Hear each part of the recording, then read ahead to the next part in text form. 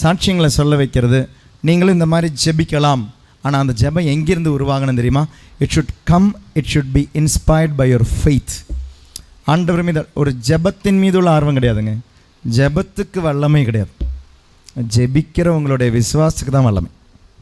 இயேசுவேன்ற ஒரு வார்த்தை போதுங்க, அது ஒரு அழகான ஜெபந்தான், இயேசுவேன்ற வார்த்தை. ஆனால் ஜெபிக்கிறவங்களை பொறுத்து இருக்குது. ஜெரிக்கோ ஜெபம் நீங்கள் பார்க்குறவங்களா இருந்தால் யூடியூப்பில், அதில் எப்போவுமே 3வது கருத்தெல்லாம் சொல்லும்போது ஒரு கருத்துக்காக ஜெபிங்கன்னு சொல்லும்போது எப்போவுமே நான் சொல்வேன், சலிக்காமல் சொல்லிக்கிட்டே இருப்பேன். எல்லா மாதம் சொல்கிறோமேன்னு சொல்லி எனக்கு சலிப்பே கிடையாது. நான் எப்போவுமே சொல்லுவேன், என்ன தெரியுமா? நீங்கள் ஜெபிக்கும் ஜெபத்தை அல்ல, மாறாக நீங்கள் ஜெபிக்கும் விதத்தை தான் ஆண்டவர் பார்க்குறார்.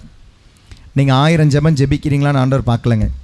நீங்கள் 1000 ஜெபம் இல்லை, ஒரு ஜெபத்தை எப்படி ஜெபிக்கிறீங்கன்னு தான் ஆண்டவர் பார்க்குறார், அந்த விசுவாசம். ஸோ இப்போ இவங்க ஜெபிச்சாங்க.